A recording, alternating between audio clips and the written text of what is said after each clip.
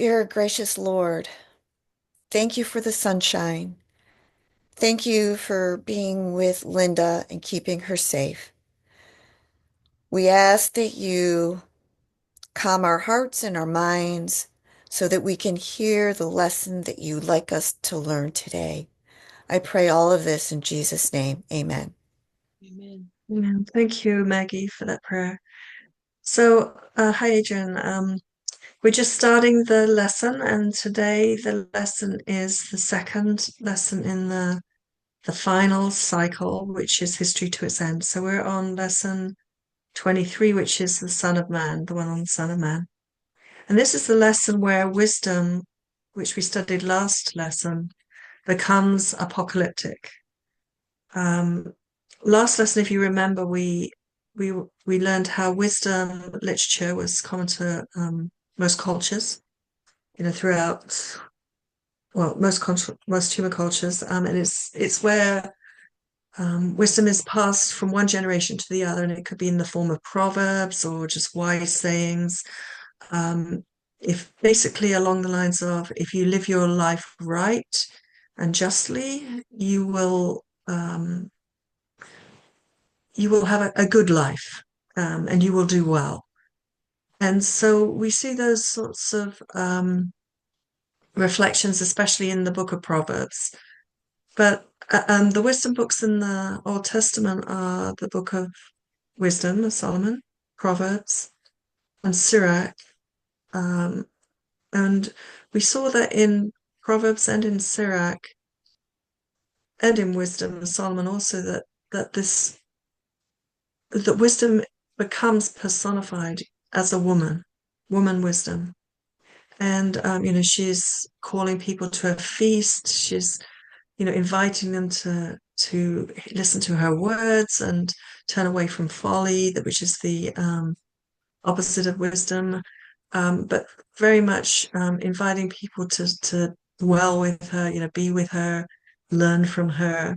In other places, wisdom is depicted as a tree or a river of life, but mostly as woman wisdom.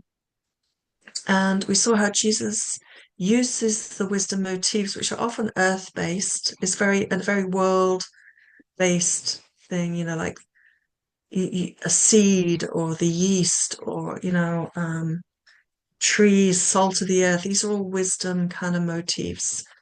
And he used them a lot in his parables. They're very organic symbol, images. Um, and we saw, especially in John's Gospel, which is of the four Gospels, is the one that's really mostly rooted in the wisdom tradition. We saw how the feminine, the female figure, shines in John's Gospel, whereas the guys don't seem to get it. Uh, but and we saw how in the parable, the first of Jesus' signs in the Gospel of John, the wedding feast at Cana, and right at the end of the cross, he refers to his mother as woman, and so Mary, his mother, becomes this placeholder for woman wisdom, and so the beloved disciple, which is the placeholder for the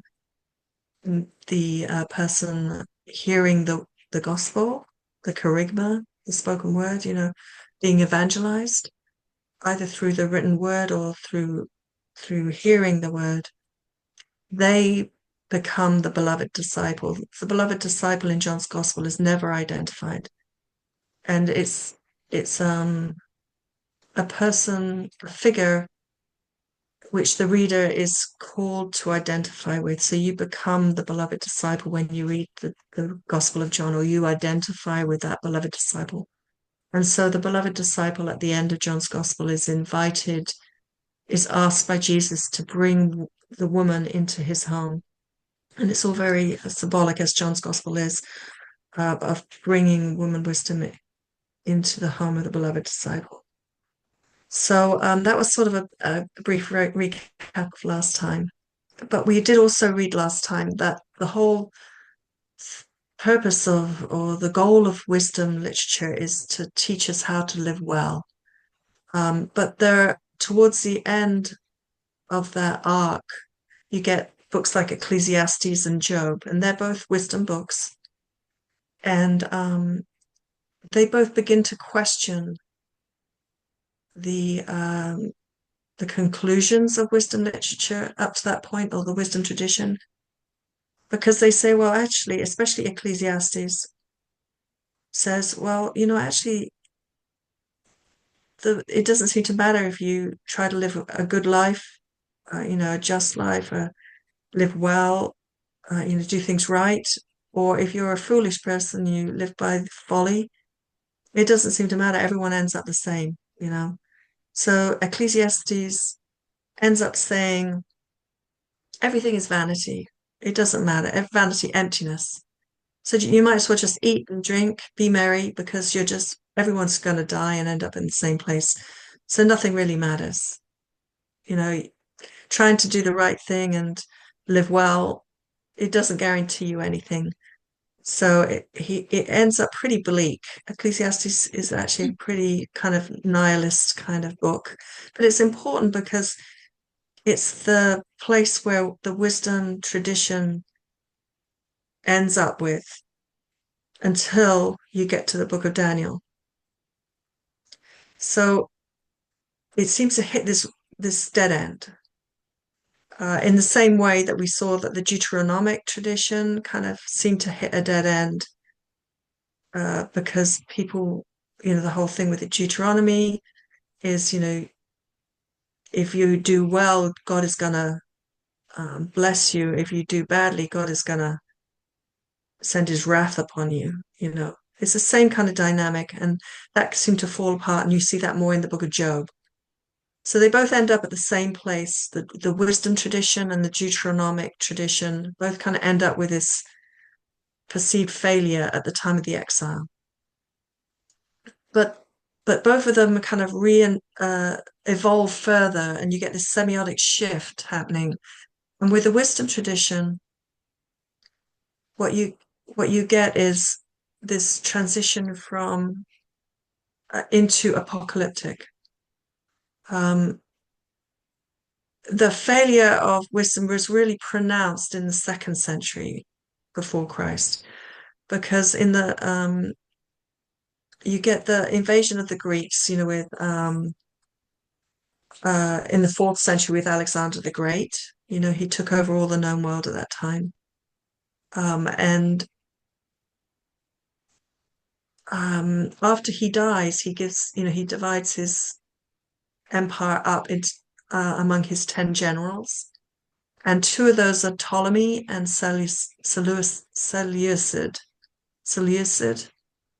The Ptolemies were given the area. The general Ptolemy was given the area around Egypt, and the Seleucid was given the Syrian area. And after Alexander died, they were kind of vying for each other's land. They're right next door to each other, and they were sort of there was a lot of conflict between those two dynasties. The Ptolemies of Egypt, Cleopatra is the one that people know about mostly. So she comes from the Greek Alexander. She's one of the descendants of Alexander's general, Ptolemy. Um, and the Seleucid, initially Jerusalem and Israel, the area of Palestine, was taken over by the Ptolemies. And they kind of just let them carry on doing their thing. They had to pay tribute or whatever, but basically they left them alone. But then when it fell eventually to the Seleucids, then the Seleucids dynasty tried to impose Greek religion and Greek culture onto Israel. We're going to get to that in a minute, but that's the backdrop to the book of Daniel, and that was just about 150 years, 200 years before Jesus. Um, so that's the kind of era. That's the time that we're looking at, and so there was a real crisis at that time, and so wisdom. If you do well, life is going to treat you well, and you'll have a great life.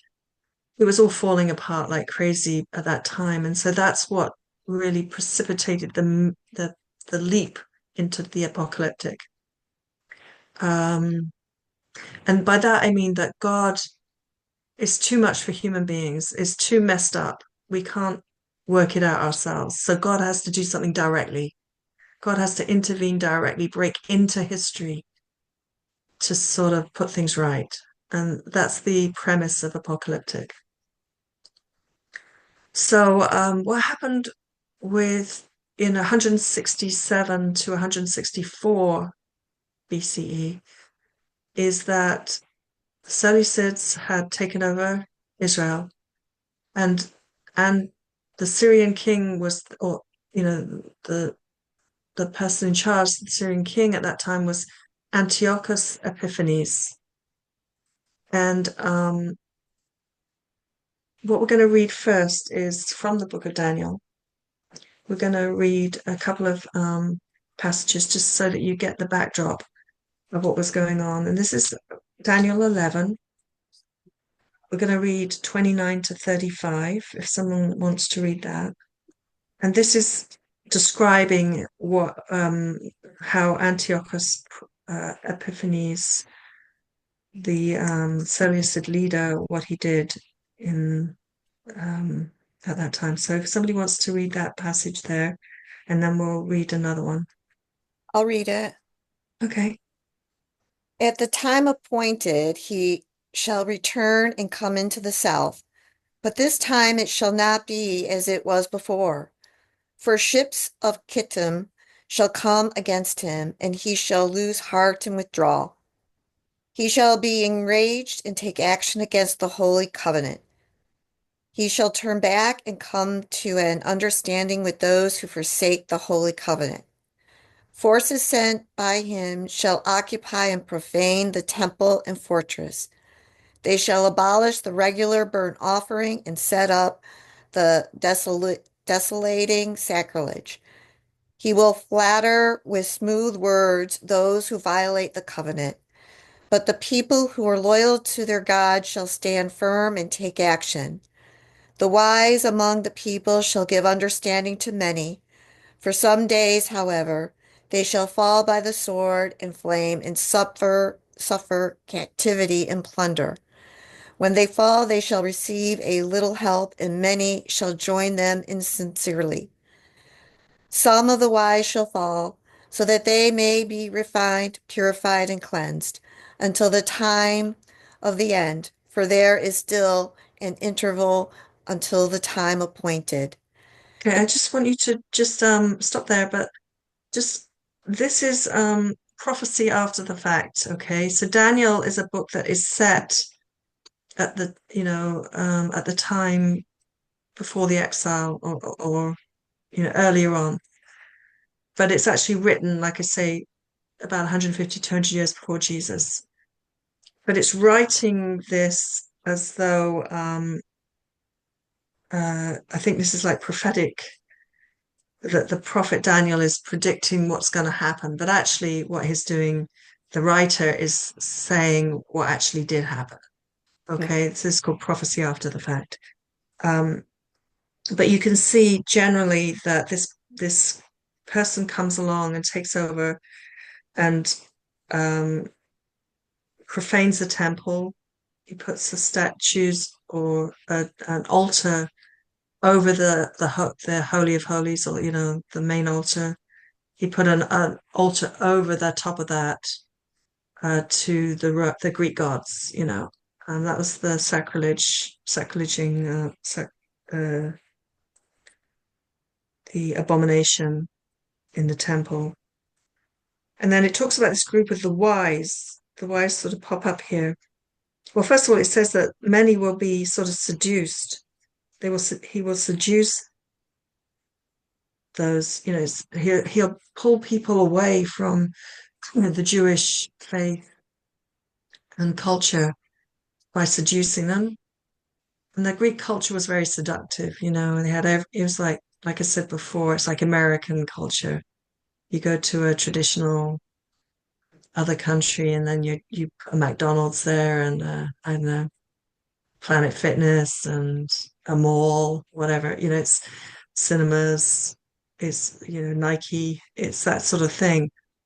And so people get very easily seduced and the Jewish culture would and religion would have been seen and understood by the Greeks as primitive, and pretty wild and primitive, and whereas they would be see themselves very much as sophisticated philosophy, Greek philosophy, all the stuff that's still in our modern day we still value in many ways.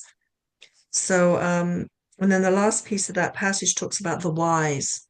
There's this group, which in the book of Daniel is called the wise, who give understanding to many, but they will also, many of them will fall by the sword, and that some of the wise shall fall, so that they may be refined and purified and cleansed until the time of the end.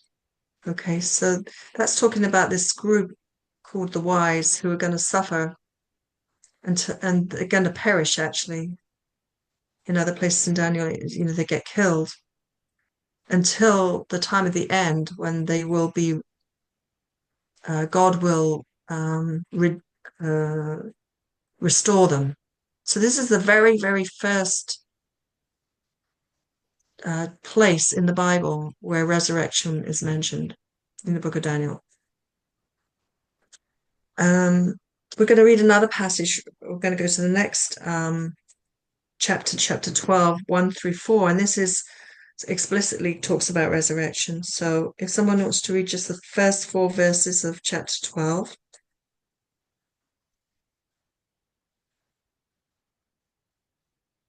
Okay, Mary Pat, go for it.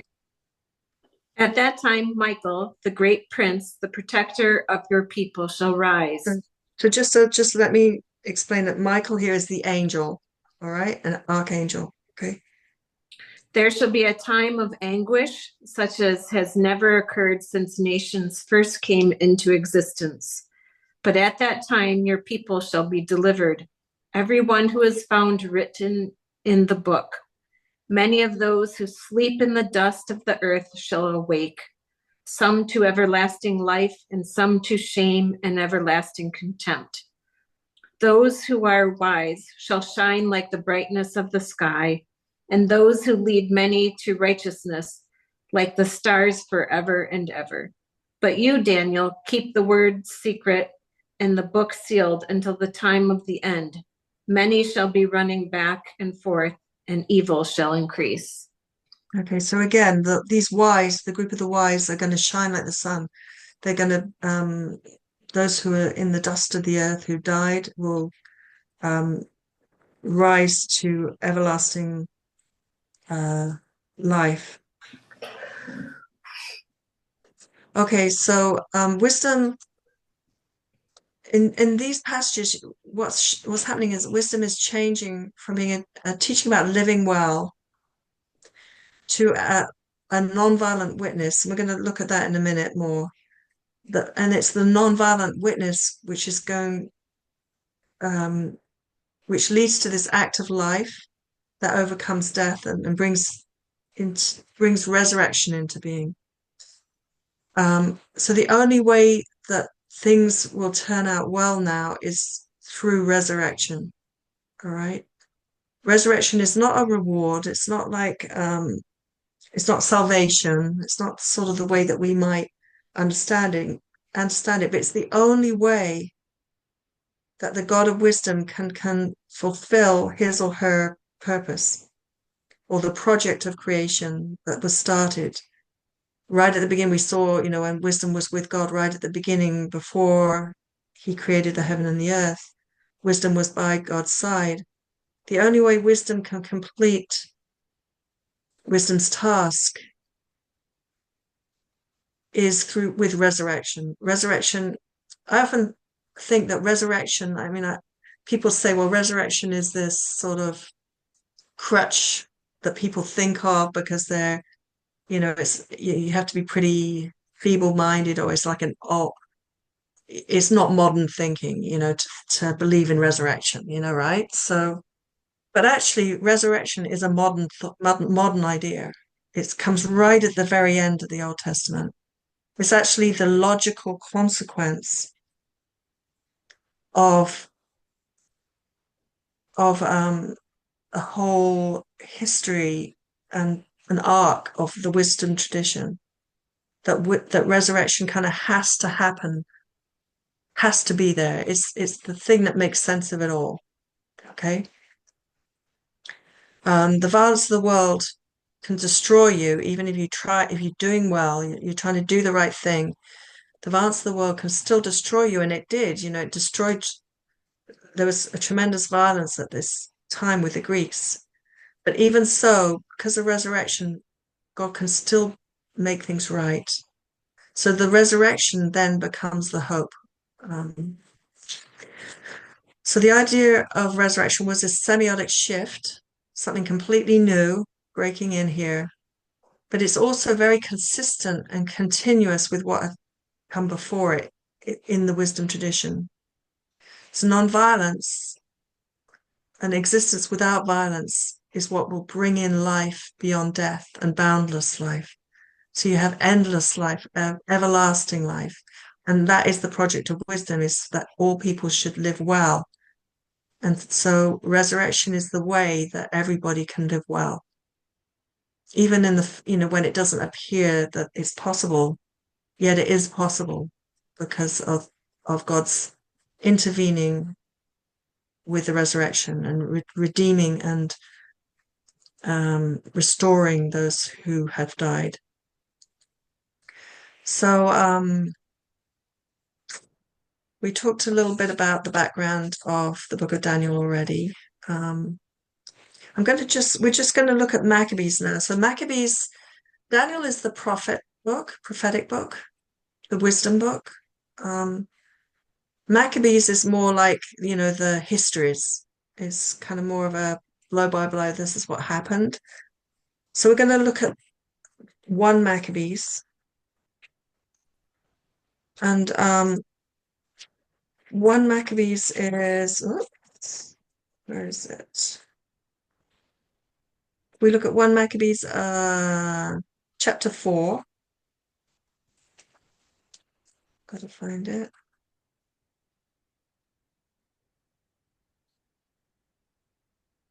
So 1 Maccabees is after Esther and Judith and Nehemiah, Ezra, Chronicles. It kind of fits more with the histories because it is kind of a historical record of things. We're going to look at 1 Maccabees chapter 4, 7 through 15. And this is going to describe the rule of Antiochus Epiphanes again from the historical, not the book of Daniel, like a prophecy after the fact. We're going to just read it, the same kind of history in the historical book of Maccabees. So if somebody wants to read chapter 4, 7 through, I apologize, this is actually 2 Maccabees. I got the wrong Maccabees here. 2 Maccabees, chapter 4, 7 through 15. Somebody want to read that?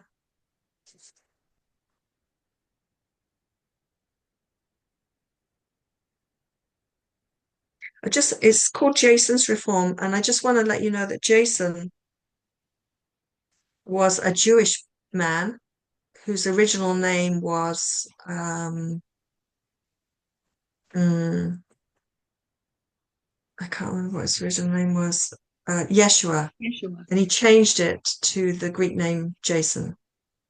And he purchases the office of the high priest and is introducing Greek culture, is sort of changing the temple and the ancient Jewish practices, temple practices, into his kind of modernizing them and Greekifying them, Hellenizing them. So somebody wants to read chapter 4, 7 through 15.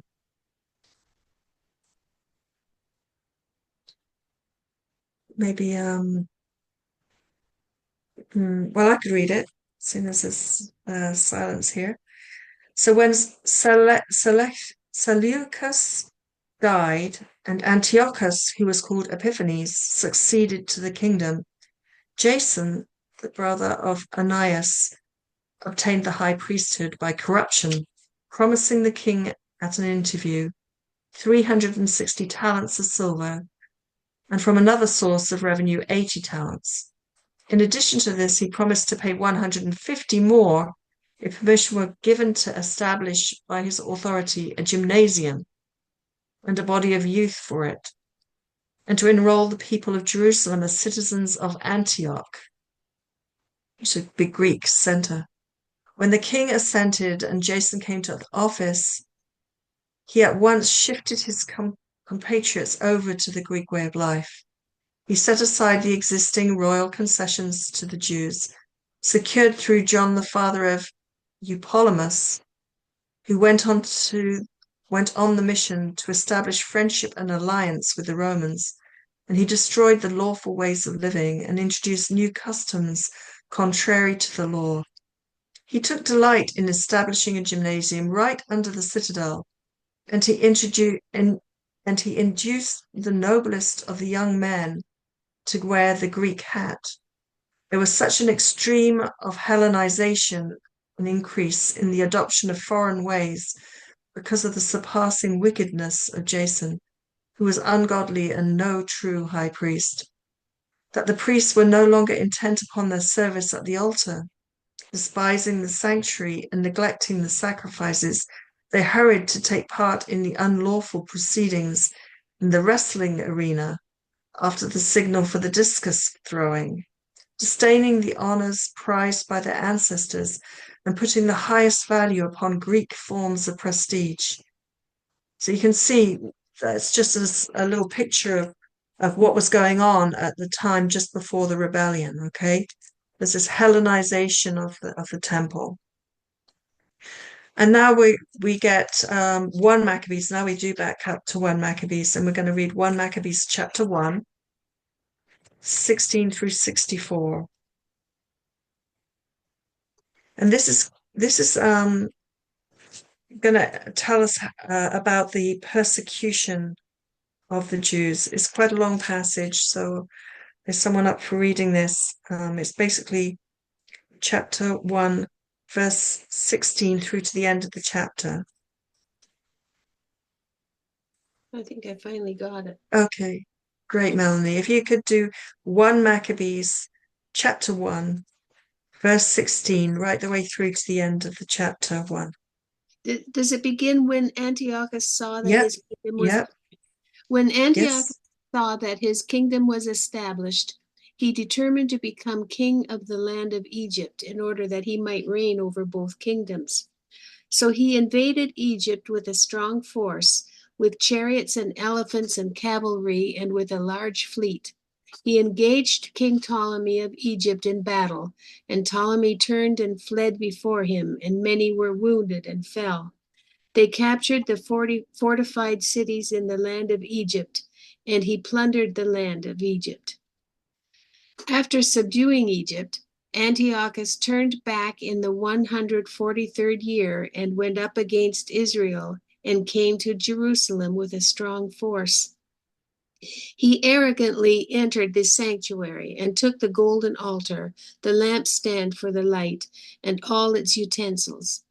He took also the table for the bread of the presence, the cups for drink offerings, the bowls, the golden censers, the curtain, the crowns, and the gold decoration on the front of the temple. He stripped it all off. He took the silver and the gold and the costly vessels. He took also the hidden treasures that he found. Taking them all, he went into his own land. He shed much blood and spoke with great arrogance. Israel mourned deeply in every community. Rulers and elders groaned. Young women and young men became faint. The beauty of the women faded. Every bridegroom took up the lament. She who sat in the bridal chamber was mourning. Even the land trembled for its inhabitants, and all the house of Jacob was clothed with shame. 2 years later, the king sent to the cities of Judah a chief collector of tribute. And he came to Jerusalem with a large force.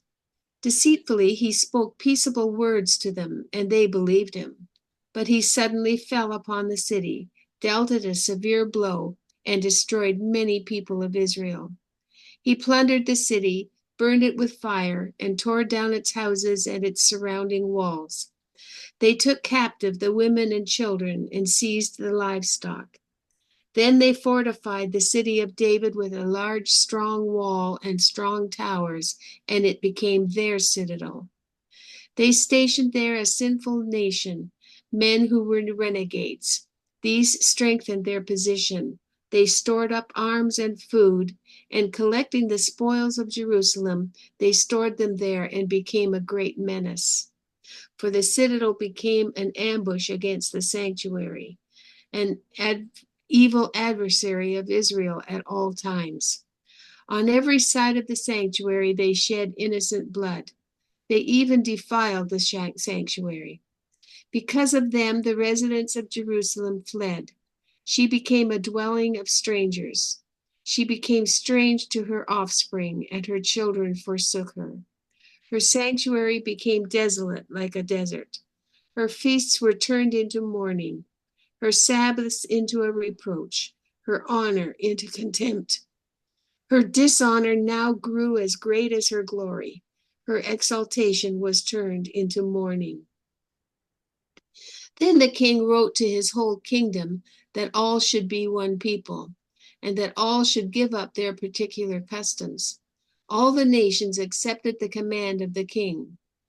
Many, even from Israel, gladly adopted his religion.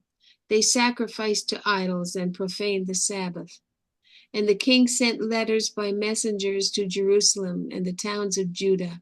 He directed them to follow customs strange to the land, to forbid burnt offerings and sacrifices and drink offerings in the sanctuary, to profane Sabbaths and festivals, to defile the sanctuary and the holy ones, to build altars and sacred precincts and shrines for idols, to sacrifice pigs and other unclean animals, and to leave their sons uncircumcised.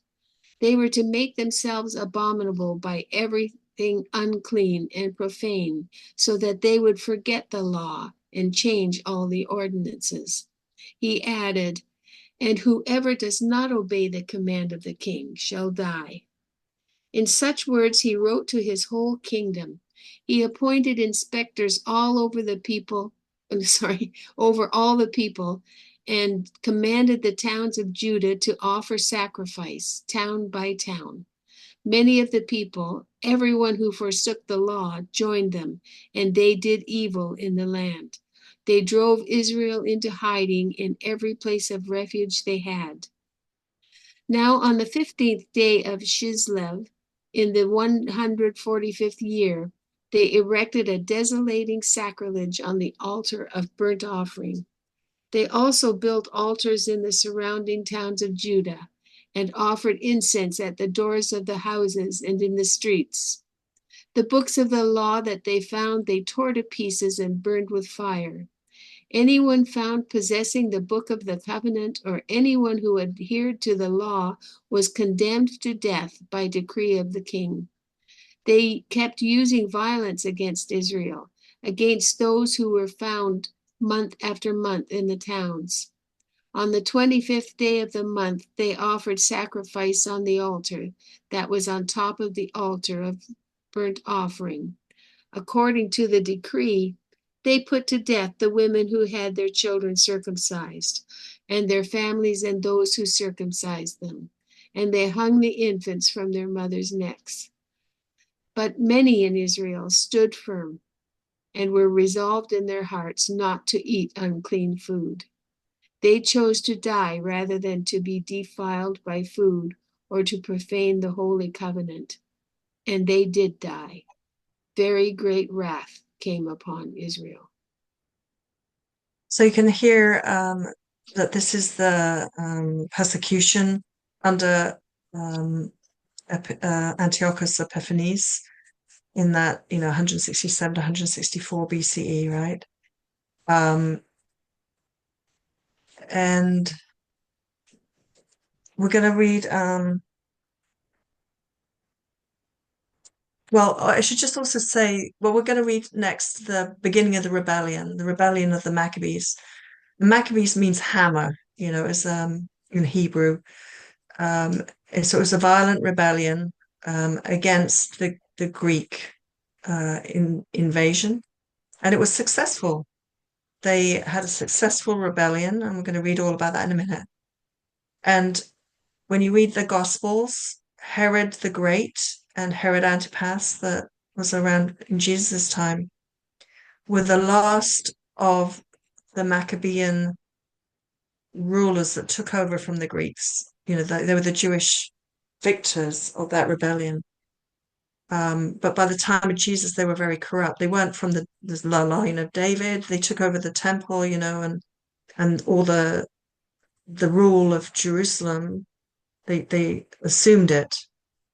The Jewish Maccabean family who won this rebellion, or led and won the rebellion.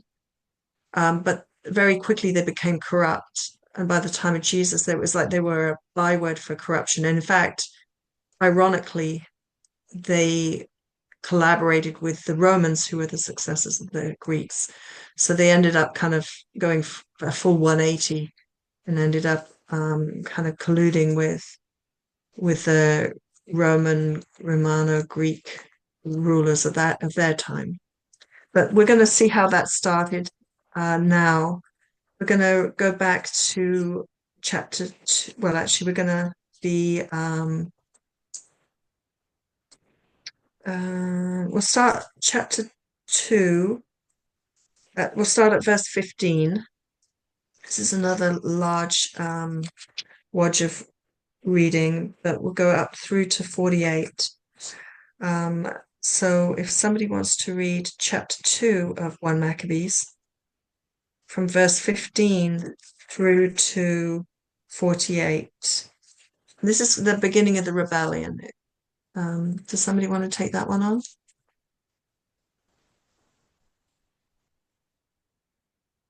Hi, Mary Pat, would you do it?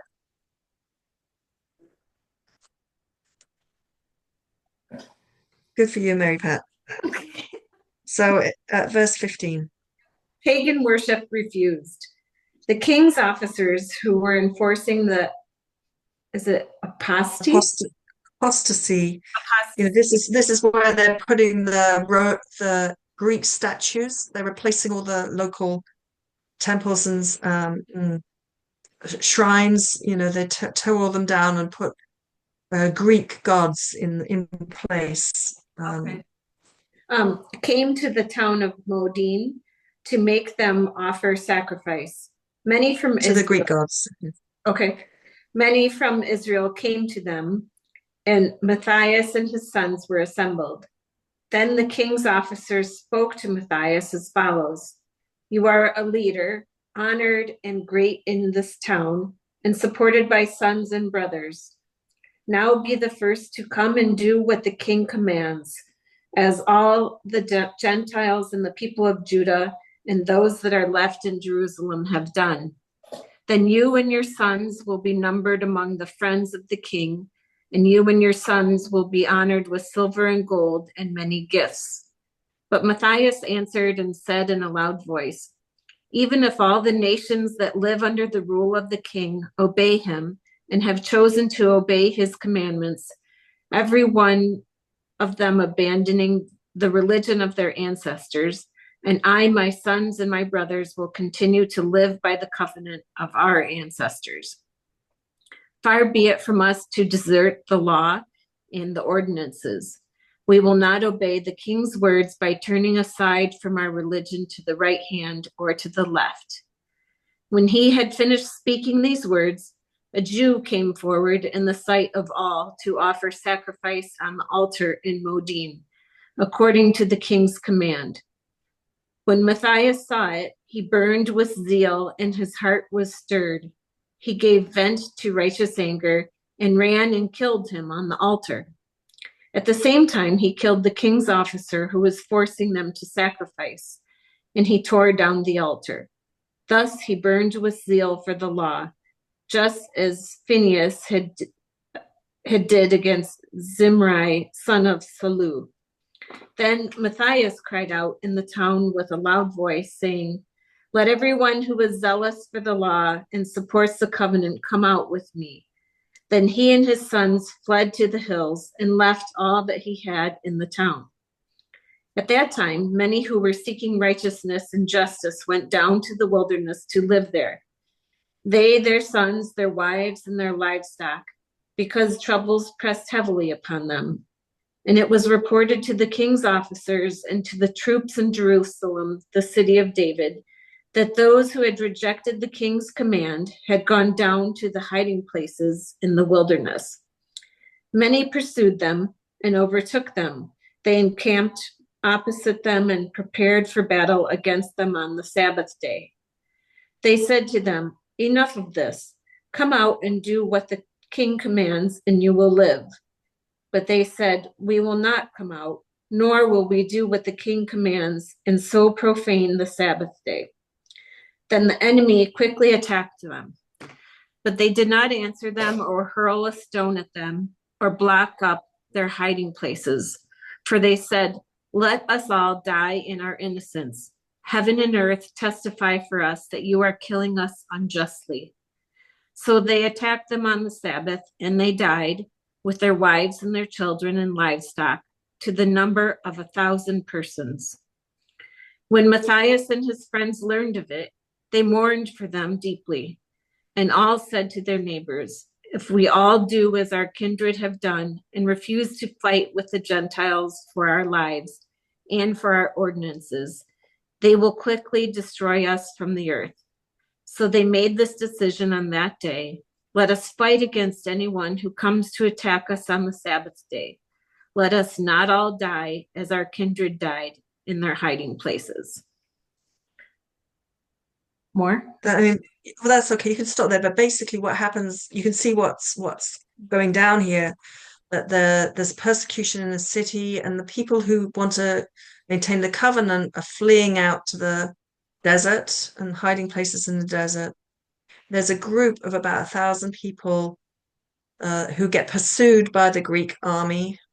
And it's a Sabbath day, and they refuse to fight on the Sabbath because it's against the covenant. And they get killed. Mattathias and his sons hear about that, and they say, "Well, that's not going to happen to us. If we have to make the choice. We're going to fight back on the Sabbath. We're going to fight back, um, so that we don't get wiped out." And that's exactly what happens. And the rest of Maccabees really plays. It tells you the story of the rebellion, how they did fight back, and they did ultimately overcome Antiochus Epiphanes and restored Jewish rule in the area until just for a relatively brief time, and then you had the Romans came along later on, and that then you end up with the time of Jesus. Okay, but it does tell you, in those middle verses about this group that were non-violent. And now we're going to flip back to chapter 11 of Daniel, right? And like I said, Daniel is the book of the prophet, but in chapter 11,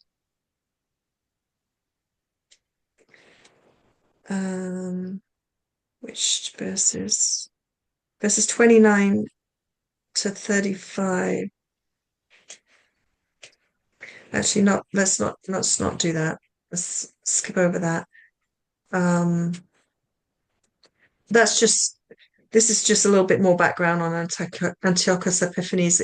Basically, what it says is it's pretty accurate about the whole history of Antiochus Epiphanes, but just to prove to you that this was written as prophecy after the fact, in the Seven Stories book here, it just explains how it's very accurate, historically accurate, up until the death of Antiochus Epiphanes, and it has a very fuzzy blurred, kind of not accurate account of his death.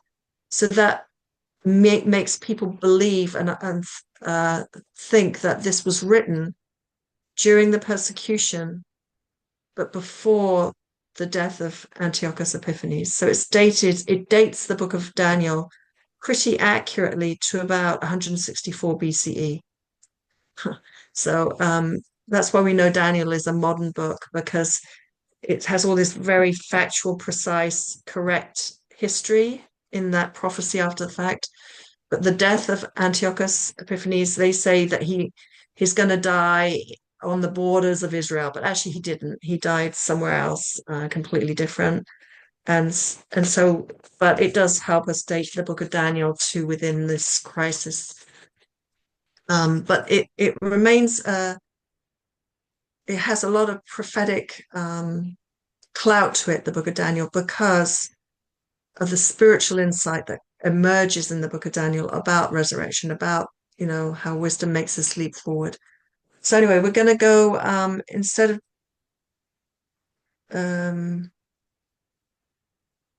well, we will go to Daniel in a minute. I'm a bit all over the place. I'm reading my notes and I realize that it doesn't. I'm kind of jumping all over the place, but basically you got this picture in Maccabees of these two different approaches to the crisis. Well, three. You got the group that kind of embraces the Greek culture, like Jason. Then you've got the group that escapes into the desert, trying to be faithful to the covenant, not fighting on the Sabbath, uh, giving a nonviolent witness and dying. And then you've got the Maccabees, who are the straight up, violent rebellion. And you can hear how in that passage, Mattathias burned with zeal. So that's the root of the zealots that we read about at the time of Jesus. It comes from the Mattathias rebellion. They burned with zeal. And so anyone who wanted to throw out the Romans at the time of Jesus were in the same line. They had the same spirit of the original zealots of Mattathias. So they were called zealots. And Jesus had a zealot among his, Simon the Zealot was one of the disciples. He was a freedom fighter, basically. So those are the different responses to the crisis. And now we're going to turn specifically to the book of Daniel. So just before we get into the actual writing and the content, just want to tell you that Daniel is written in two parts. They're very different. So you get this sort of narrative stories about this figure, Daniel, who's a wise person. He can interpret dreams. He has these visions and he interprets them. And it's very much like the stories of Joseph or whatever in the book of Genesis. So part one, the first 6 chapters are 6 stories about Daniel. They're written in the third person, all about Daniel. And then part 2 is chapters 7 through 12. And those are just a series of 4 apocalyptic visions. And these are written in the first person. So that's one way that the book of Daniel is structured in 2 parts. The other way is in language, because Daniel is unique in the Bible. I believe it's unique in that it is written in 2 languages. Chapters 1 and the 8 through 12 are written in Hebrew, which is the same as the other prophets. But chapters 2 through 7 are written in Aramaic, which is the spoken language that the common people would speak at the time of Jesus. So it's weird because you would think that, why aren't the visions in one language and the narrative stories in another, but it doesn't work out like that. It's sort of some of them, there's a separate division. The chapters don't sort of square up that way, and nobody can understand or explain why that happened. But Daniel's a sort of a strange book for that. So, in the first part, the narrative of Daniel, narrative stories. Daniel's this person who can interpret human history. He's a wisdom figure. And he's the figure that unites both parts of the book because he's the one who's actually having the visions. So the court narrative kind of at the beginning, it's set during the reign of Nebuchadnezzar, which was like before the exile. And you get the class that he interprets the dream of Nebuchadnezzar, um, and well, we'll read one of them. So we're going to read Daniel chapter 2. This is part of the early part of the book where it's like that narrative piece. So chapter 2, 31 to 45. This is a famous passage where he's interpreting the dream of Nebuchadnezzar about the statue made out of 4 different materials. Does somebody want to read that? Chapter 2, verses 31 through 45. Susie, do you want to take that one on? Sure. Okay. Your Majesty looked, and there before you stood a large statue, an enormous, dazzling statue, awesome in appearance. The head of the statue is made of pure gold, its chest and arms of silver, its belly and thighs of bronze, its legs of iron, its feet partly of iron and partly of baked clay. While you were watching, a rock was cut out, not by human hands. It struck the statue on its feet of iron and clay and smashed them. Then the iron, the clay, the bronze, and the silver and the gold were all broken to pieces and became like chaff of a threshing floor in the summer. The wind swept them away without leaving a trace, but the rock that struck the statue became a huge mountain and filled the whole earth. This was Okay, the go. This was the dream, and now we will interpret it to the king. Your Majesty, you are the King of Kings.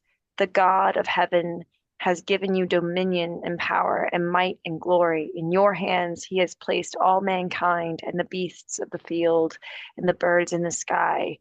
Wherever they live, he has made you ruler over all of them. You are the head of gold. After you, another kingdom will arise, inferior to yours. Next, a third kingdom, one of bronze, will rule over the whole earth. Finally, there will be a fourth kingdom, strong as iron, for iron breaks and smashes everything. And as iron breaks things to pieces, so it will crush and break all the others. Just as you saw that the feet and toes were partly of baked clay and partly of iron, so this will be a divided kingdom. Yet it will have some of the strength of iron in it. Even as you saw iron mixed with clay, as the toes were partly iron and partly clay, so this kingdom will be partly strong and partly brittle. And just as you saw the iron mixed with baked clay, so the people will be a mixture and will not remain united any more than the iron mixes with the clay.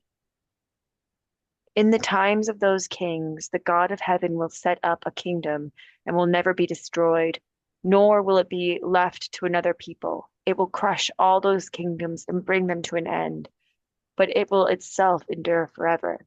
This is the meaning of the vision of the rock cut out of the mountain, but not by human hands, a rock that broke the iron, the bronze, the clay, the silver, and the gold to pieces.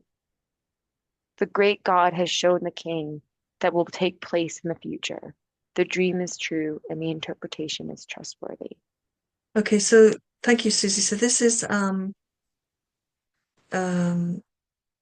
prophecy after the fact again, right? So he's talking to King Nebuchadnezzar of Babylon, and he's saying, "You are the gold, the head of gold, but after you is going to come 3 other empires: the Medes, the Persians, and then the legs of iron are the Greeks."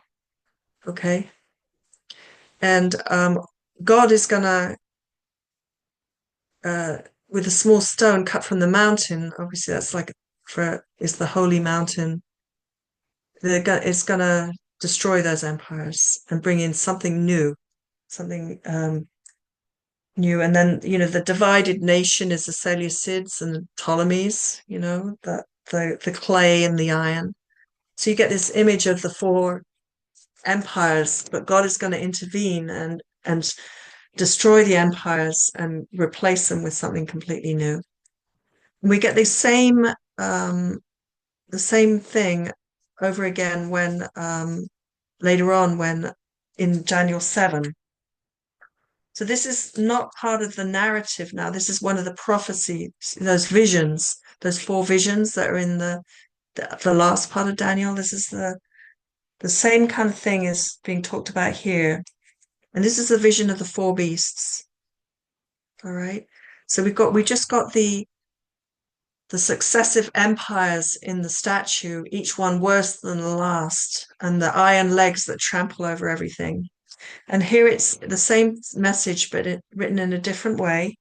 We got the vision of the four beasts at chapter 7. I'll just read this. This is the classic Daniel passage. In the first year of King Belshazzar of Babylon, Daniel had a dream and visions of his head as he lay in bed. Then he wrote down the dream. Daniel, saw in my vision by night the four winds of heaven stirring up the great sea. Remember, the great sea is, in Old Testament speak, is the place of chaos and violence. And the four great beasts came up out of the sea, different from one another. The first was like a lion and had eagle's wings. That's Babylon. Then, as I watched, its wings were plucked off, and it was lifted up from the ground and made to stand on 2 feet like a human being, and a human mind was given to it. Another beast appeared, a second one. This is the Mede Empire that followed. That looked like a bear. It was raised up on one side and had 3 tusks in its mouth among its teeth, and was told, "Arise, devour many bodies." After this, as I watched, another appeared like a leopard. The Persians, right? The beast had 4 wings of a bird on its back and 4 heads, and dominion was given to it. After this, I saw in the visions by night a 4th beast, terrifying and dreadful and exceedingly strong, the Greeks. It had great iron teeth and was devouring, breaking in pieces, stamping what was left with its feet. It was different from all the beasts that preceded it, and it had 10 horns, the 10 generals of Alexander the Great, right? I was considering the horns when another horn appeared, a little one coming up among them to make room for it. 3 of the earlier horns were plucked up by the roots. This is Antiochus Epiphanes, the little horn that's it plucks up, it gets rid of the Ptolemies, and so that it's the one that's taking over. It had eyes like human eyes in this horn, and a mouth speaking arrogantly. As I watched, thrones were set in place, and an ancient one took his throne. His clothing was white as snow, and the hair of his head was pure wool. His throne was fiery flames, and its wheels were burning fire. A stream of fire issued and flowed out from his presence. 1,000,000 served him, and 10,000 times 10,000 stood attending him. The court sat in judgment, and the books were opened. I watched then because of the noise of the arrogant words that the horn was speaking. And as I watched, the beast was put to death, and its body destroyed and given over to be burned with fire. As for the rest of the beasts, their dominion was taken away, but their lives were prolonged for a season and a time. As I watched in the night visions, I saw one like a human being coming with the clouds of heaven, and he came to the Ancient One and was presented before him. To him was given dominion and glory and kingship, that all peoples, nations, and languages should serve him. His dominion is an everlasting dominion that shall not pass away, and his kingship is one that shall never be destroyed. All right, so you've got these monsters coming out of the deep, out of the sea, that represent the empires, the worst of them being the last of the monsters. And that final horn of, an arrogant horn, Antiochus Epiphanes. and um, and they are replaced by a human being, one like a son of man, one who looks like a real, just a human being, not a monster. And he will take his place by the Ancient of Days and be by God's side. And to him, God is going to give dominion so that all the nations will serve him, and his dominion will be everlasting and will not pass away, will never be destroyed. It will be a human um, rule, not a monstrous rule. So there's a contrast with the violence of the empires and this non-violent Son of Man who does not bring about his kingdom by violence. Um,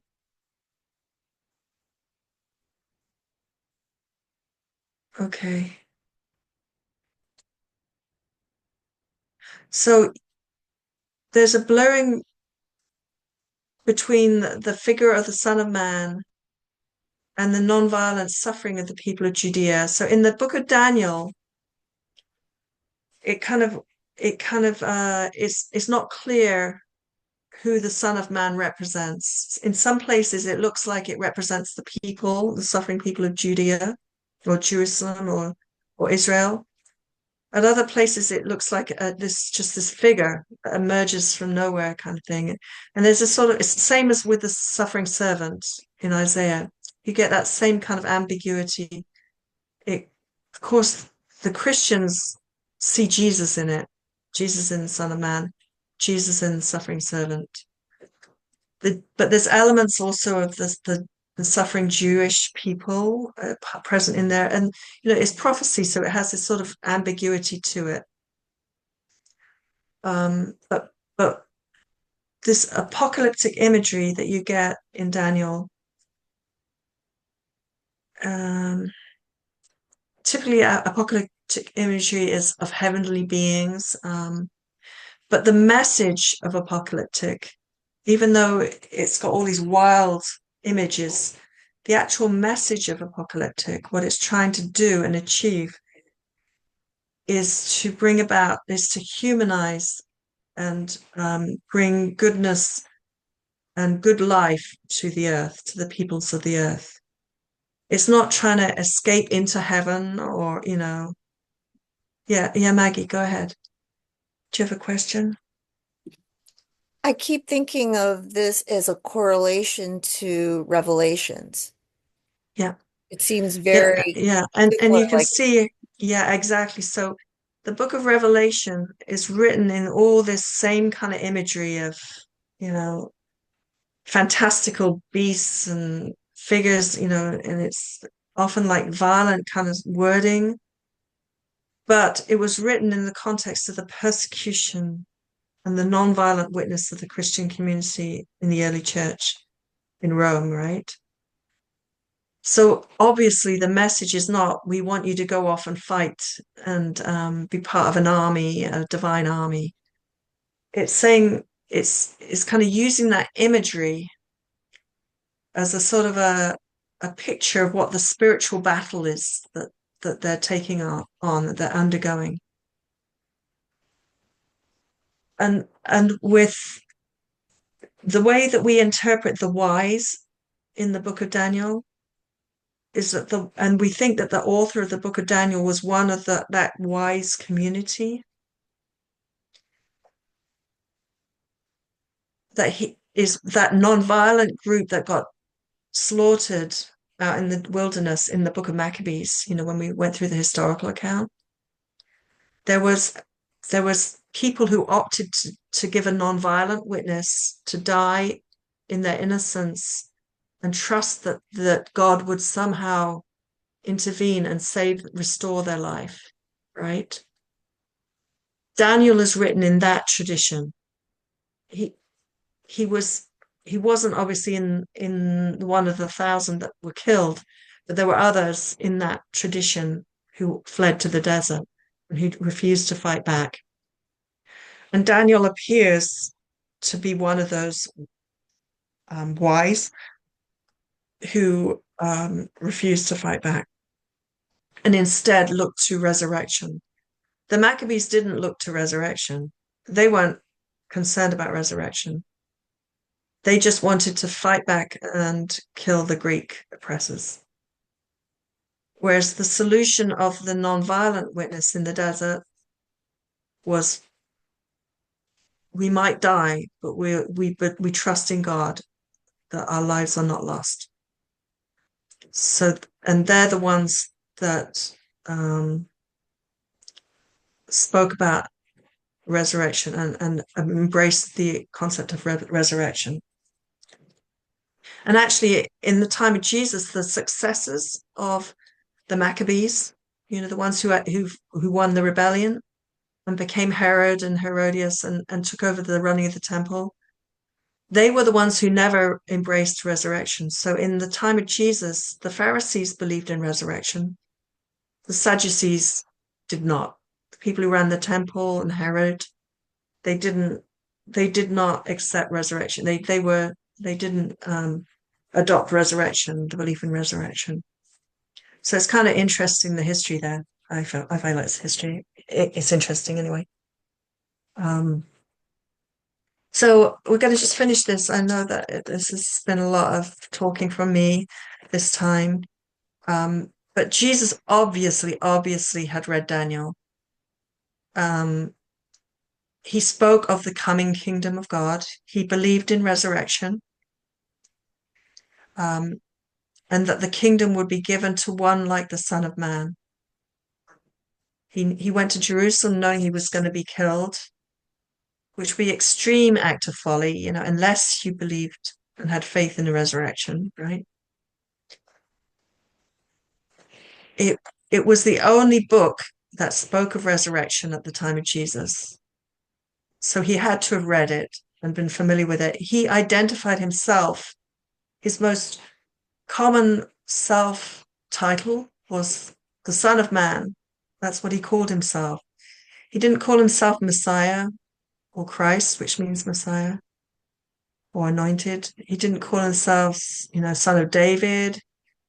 He didn't call himself Rabbi even, What he called himself was the Son of Man. I think it's a great masterful thing that he did, because Son of Man means, it's like Joe Public. It's like everyday Joe, Son of Man. It's like everyone's the Son of Man, right?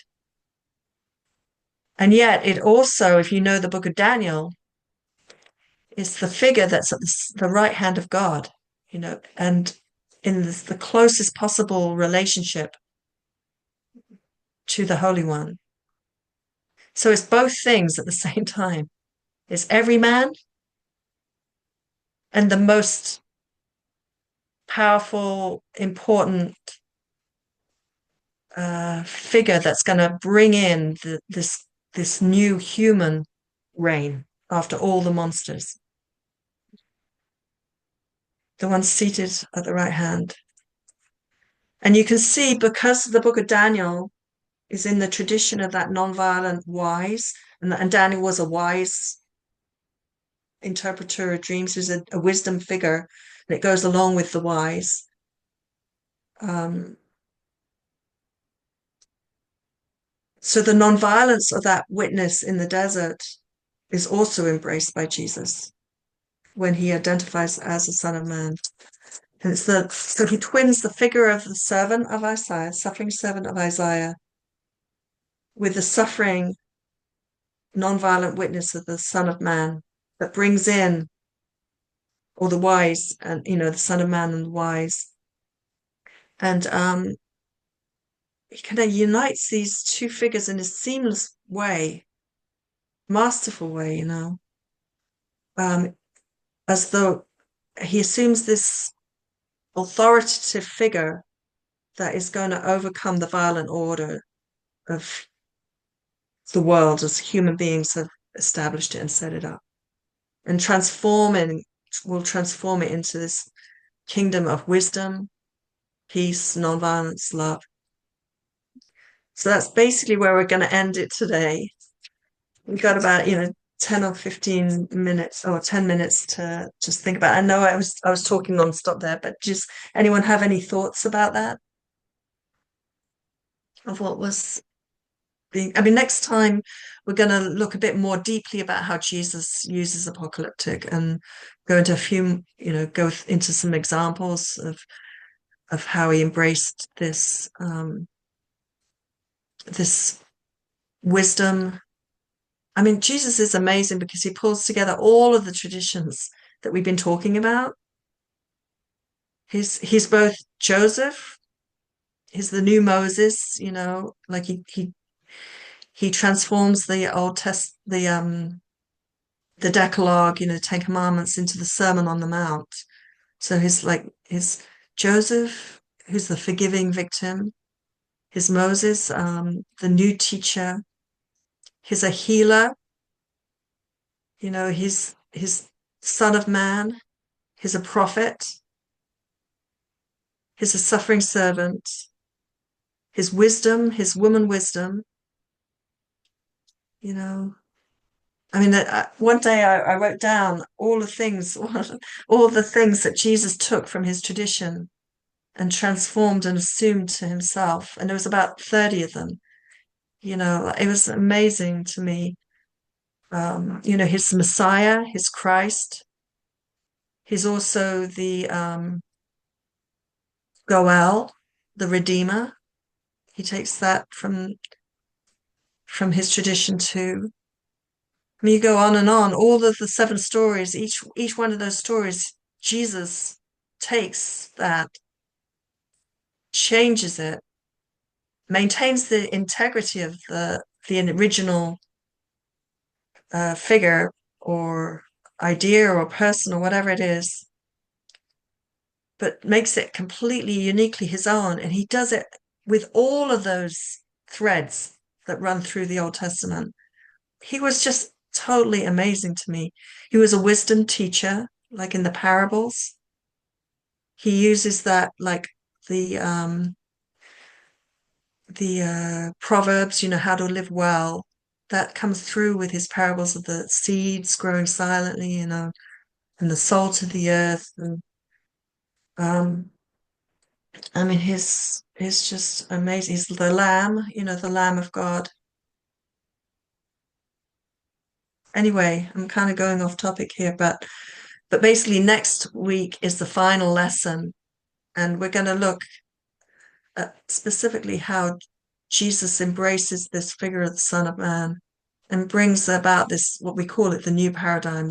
We're no longer, because of what he did, and we're no longer in the old world. The old world has fallen away. And anyway, that's what we'll do next week. But this week, I'll just read some questions here.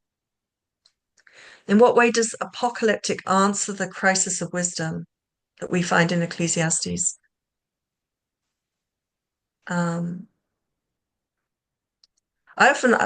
myself, I find a lot of comfort in apocalyptic resurrection, that comes out of the wisdom tradition and apocalyptic, because there's so much injustice in the world and evil does seem to get its way. And if we believe in the God that wants life for all people, it's not fair, it's not right that an orphan dies before it lives a week, maybe in Sudan or whatever. Where's that baby did not have the chance for life in all its fullness.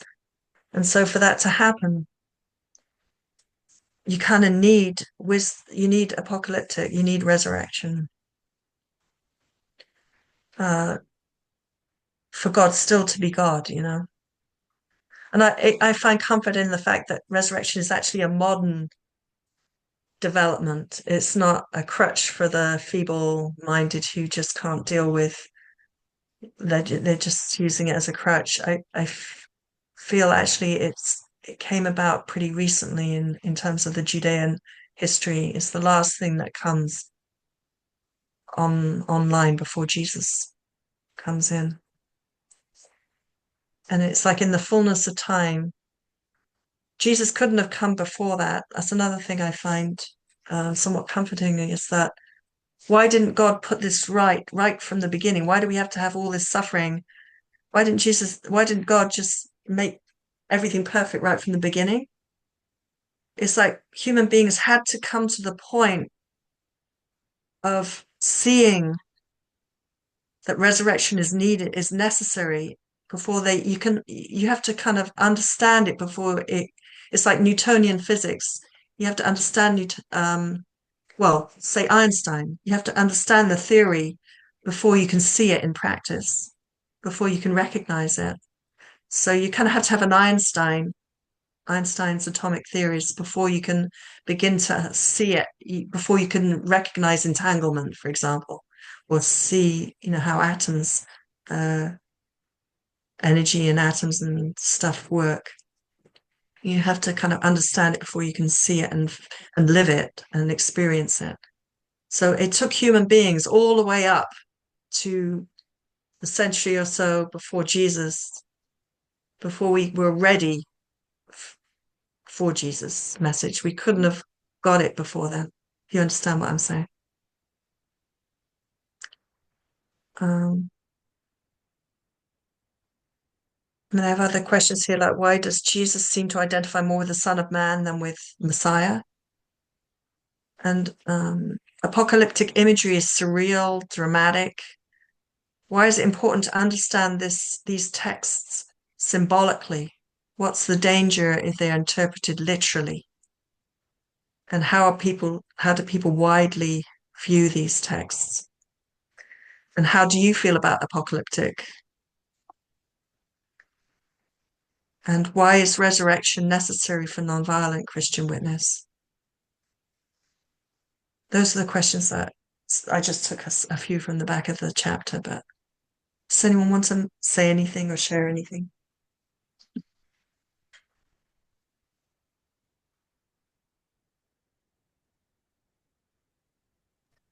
Mary, So, yeah. To see that with resurrection, there's hope. Like Yes. with what's happening in the world right now, that's hard to find hope, but just Yeah. knowing that there is hope and you just have to keep hoping. Yes. Yeah. I mean, I've got a book called Dying We Live, and it's letters written during the Second World War by people who were then executed. They were in prison, and I think all of them were executed. And it's the letter that they left behind, Christians. And it's pretty powerful, but they all have hope in the resurrection. And that's how they were able to look in the face of death with hope, as you say, and with courage, that this is not the end. Nobody knows what it's going to be, what it's going to look like, but this is not the end. And that's God's promise to us. It's God's intervention. God breaks in this way to give us hope. And anyway, yeah, definitely hope. Melanie, you said you had something, I think. well, I think actually I was kind of thinking similarly to Mary Pat, because it just things are in such I'll just say a mess today that it's just like that's what it takes you to. It takes you to what we're living through today, and and again we're on a journey. And we just don't. Yeah, and we're definitely in the time of the monsters. Out of the deep, we're living with another set of monsters. But our hope is in the Son of Man, the Son of Man is coming. Lift high your heads, for the Son of Man is coming to you. And each generation has this experience, I suppose, when you look at the world history. Well, the thing that's different for our time is that, I mean, with Girardian analysis, you can see that the mimetic rivalry and desire is like out of control. Whereas before, the old systems of order, Yeah. the old systems of order, which had violence behind them, that created difference, order, structure, they're all falling away. So what we have is this free floating violence that is very monstrous and very Mhm. scary. Yeah. And all the old systems of control are no longer working. And so you get this free floating violence that does feel like we're closer to the sea than we ever were before. Yeah. It's interesting in the book of Revelation, that final image of the New Jerusalem, it says the sea is no more. I always find comfort in that. Yeah. I mean, I like the sea personally. The sea's beautiful, but in terms of what it represents in the Yeah. Bible, that out of control violence, which we're living in now, it's very, very spiritual and psychological and physical for many people too. That there is no more. Every tear will be wiped away. Okay. Well, I think we're at time. I apologize. This was a lot of material and a lot of readings, but Daniel's a great book. I love Daniel. I think it's Tony's probably favorite book. He's always quoting from it. And because Jesus so obviously loved the book of Daniel. So you kind of feel close to Jesus, and it's the closest to when Jesus was alive. Um, and it was written in his language. Part of it was written in the language he spoke. So it has a sort of you feel proximity to Jesus when you read Daniel. So anyway, next week's the last class, guys. So we'll see you then. And maybe Maggie, give us a little blessing for the week, if you would. I will. I just wanted to say as I start the prayer here, because dear God, we are so grateful that you brought the Son of Man to us, the one who gives us the resurrection, who gives us hope and the comfort and strength to go on during the crises of what's happening in the world today. Be with us as we walk through the week till our next class. And I pray this because by calling Jesus the Son of Man, it tells us too that you want us to have a personal relationship with you and Jesus instead of being a king. You are glorious, and I am so grateful that you are in my life and I see the direction. And I wish that for everyone, um, that you can see the hope that the resurrection in Jesus can give us. I pray all of this in your wonderful name. Amen. Amen. Thank you. Thank you, Maggie. Bye, everyone. Bye, and I'll see you next time. Take Thanks, care. Linda. Linda, thinking Bye-bye. of you. Thank you.